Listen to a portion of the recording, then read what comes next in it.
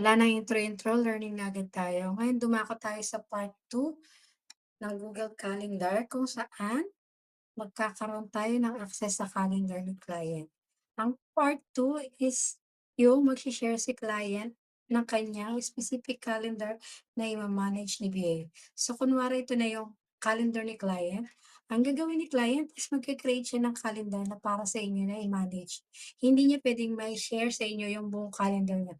May specific calendar lang siya na puwedeng i-manage niya. So mag-a-add siya ng calendar, kunwari ito yung mga meetings niya. Client meeting. So, kung ano man yung mga description na ilalagay niya, bahala na siya. So, create calendar. So, a-appear 'to sa kanyang calendar. So, ito na yung calendar na ima-manage mo, client meeting. So, para mai-share niya sa'yo, i-click niyo yung 3 dots, setting and sharing. Dito siya share with me, mag-a-add siya ng people at i-add niya yung account ng VA niya. So, ise-send niya.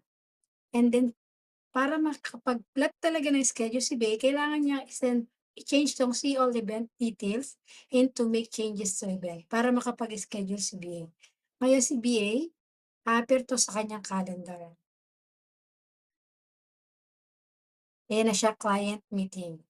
At para naman makapag-plot ka ng schedule sa kanyang calendar, you always need to check this client meeting dahil ito yung connected na calendar kay client mo. So example, lalagay tayo ng schedule ng meeting, October 5.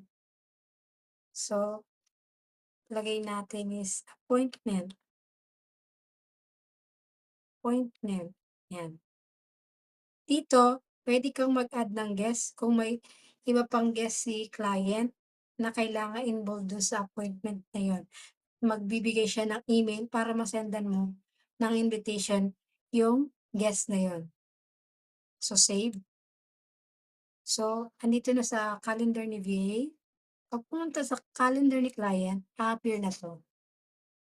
So, ayan na siya. So, gano'ng paraan para makapag-schedule ka sa calendar ni client. At yung pangatlo naman is yung kapag fully trusted ka na niya, ibibigay niya yung password at email niya para ikaw na mismo yung direct na mag-plot ng schedule do sa calendar niya.